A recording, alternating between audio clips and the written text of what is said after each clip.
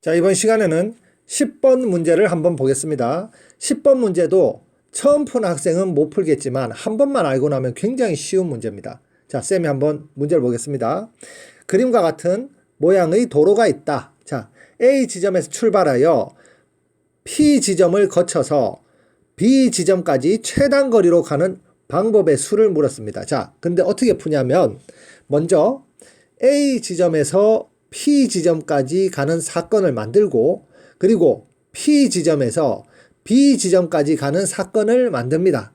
자, 이렇게 각각의 사건을 만든 다음에 이 사건의 경우의 수와 이 사건의 경우의 수는 이 사건도 일어나야 되고 이 사건도 일어나야 되니까 두 사건이 모두 일어나야 되니까 두 사건의 경우의 수를 곱해서 전체 사건의 경우의 수를 구하면 됩니다. 자, 그런데 A에서 P까지 갈 수 있는 경우의 수를 어떻게 구하냐면 자, 요걸 지금 외워야 돼요.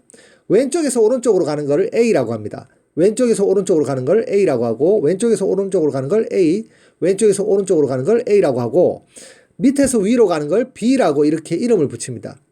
그러면 자, 한번 봅시다.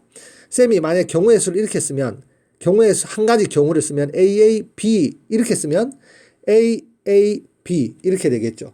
자, 한번 이걸 지워서 다시 AAB는 A, B 이렇게 갑니다. 자, 그리고 ABA는 A, B, A 이렇게 가는 거예요. 자, 그리고 BAA는 BAA 이렇게 갈 수 있습니다. 자, 그래서 얘가 지금 뭘 의미하냐면은 A에서 P까지 가는 경우의 수는 A와 B를 일렬로 나열하는 경우의 수예요. 일렬로 나열. 자, 일렬로 나열하면 그냥 자리를 세 자리를 만들어서 3 곱하기 2 곱하기 1 하면 끝날 것 같은데 여기에서 주의를 해야 돼. 뭐냐면은 이 A와 이 A는 똑같이 생긴 A잖아. 왼쪽에서 오른쪽으로 간다는 의미로 A니까 이 A의 순서는 제거를 해야 돼요.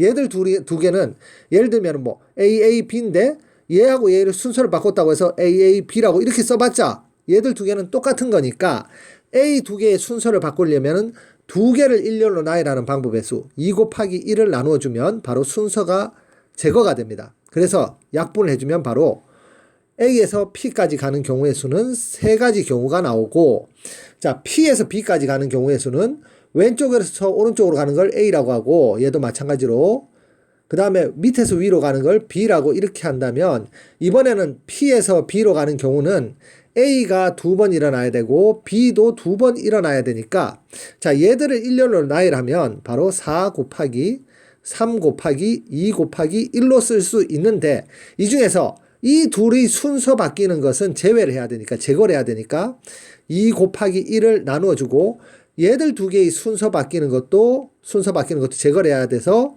2 곱하기 1을 또 나누어줍니다. 그래서 얘들 이렇게 곱해주면 바로 이 경우의 수가 P에서 B로 가는 경우의 수가 됩니다. 그러면 약분을 해주면 자, 요렇게 이 둘하고 4를 약분해주면은 남는 게 3 곱하기 2가 남아서 바로 6가지 경우가 되고 자, 이 세 가지 경우와 P에서 B까지 가는 6가지 경우를 곱해주면 바로 18가지 경우 바로 4번이 정답입니다.